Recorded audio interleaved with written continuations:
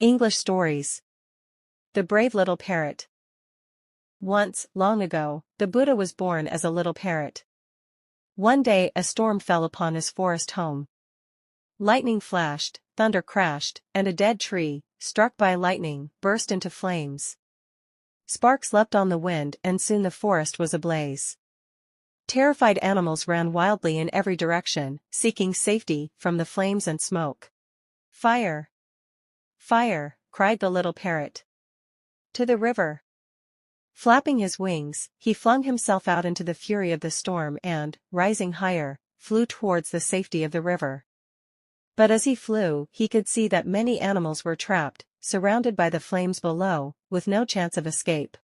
Suddenly a desperate idea, a way to save them, came to him.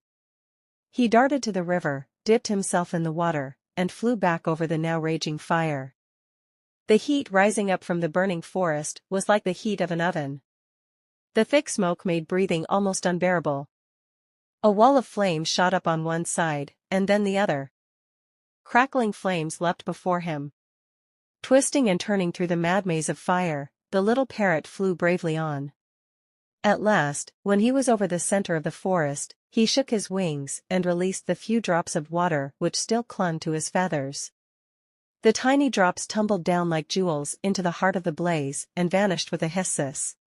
Then the little parrot once more flew back through the flames and smoke to the river, dipped himself in the cool water, and flew back again over the burning forest. Back and forth he flew, time and time again, from the river to the forest, from the burning forest to the river.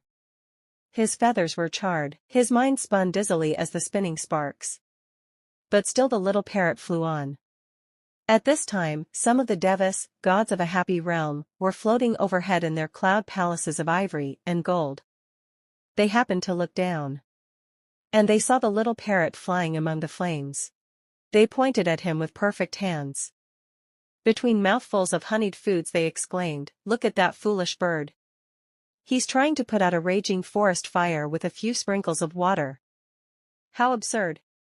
And they laughed, but one of those gods, strangely moved, changed himself into a golden eagle and flew down towards the little parrot's fiery path.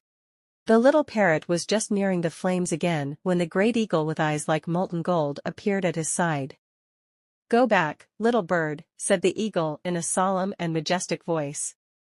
"Your task is hopeless. A few drops of water can't put out a forest fire. Cease now and save yourself, before it is too late." But the little parrot only continued to fly on through the smoke and flames. He could hear the great eagle flying above him as the heat grew fiercer, calling out, "Stop, foolish little parrot. Save yourself. Save yourself." "I don't need a great, shining eagle," coughed the little parrot, "to give me advice like that. My own mother, the dear bird, might have told me such things long ago. Advice? Cough, cough, I don't need advice. I just, cough, need someone to help." And the god, who was that great eagle, seeing the little parrot flying through the flames, thought suddenly of his own privileged kind. He could see them high up above. There they were, the carefree gods, laughing and talking, while many animals cried out in pain and fear from the flames below. And he grew ashamed. Then one single desire was kindled in his heart. God though he was, he just wanted to be like that brave little parrot, and to help. "I will help," he exclaimed, and, flushed with these new feelings, he began to weep. Stream after stream of sparkling tears poured from his eyes. Wave upon wave, they washed down like cooling rain upon the fire, upon the forest, upon the animals, and upon the little parrot himself. The flames died down and the smoke began to clear. The little parrot, washed and bright, rocketed about the sky, laughing for joy.